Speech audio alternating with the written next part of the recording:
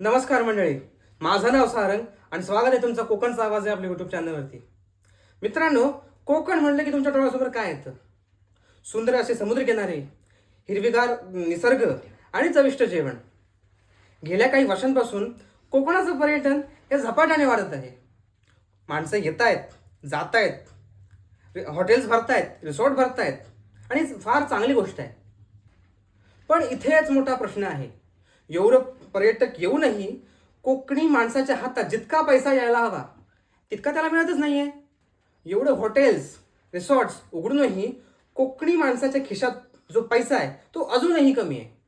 तो अजूनही गरिबीशी झगडतोय. तुम्हाला कधी प्रश्न पडत नाही का की ही वाढ कोकणी माणसाच्या आयुष्यात का बदल घडवत नाहीये? हाच तो प्रश्न आहे ज्यावर आपण आज चर्चा करणार आहोत.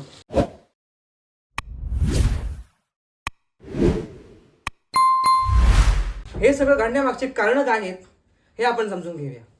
कोकणी माणूस अजूनही गरिबीशी झगडतो याची काही प्रमुख कारण आहेत.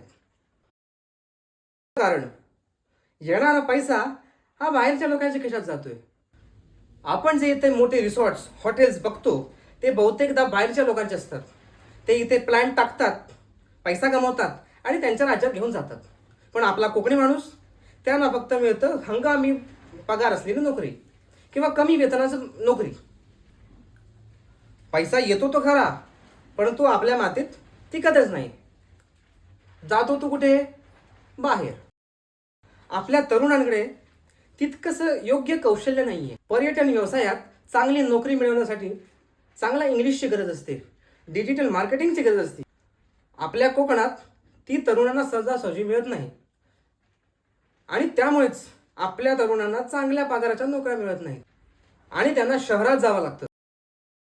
खराब पायाभूत सुविधा आणि सरकारी दुर्लक्ष.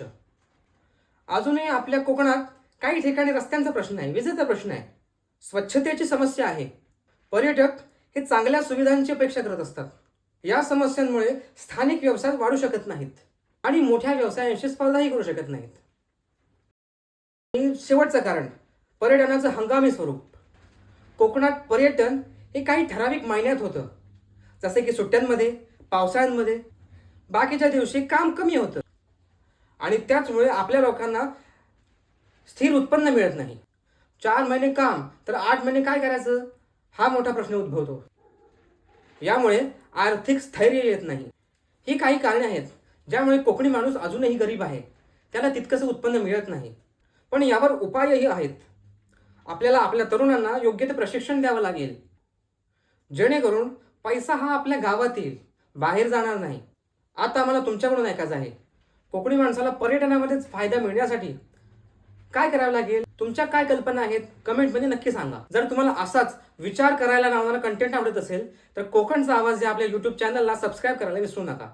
व्हिडिओ आवडल्यास लाईक करा, शेअर करा, सबस्क्राईब करा. आता इथपर्यंत रजा घेऊया.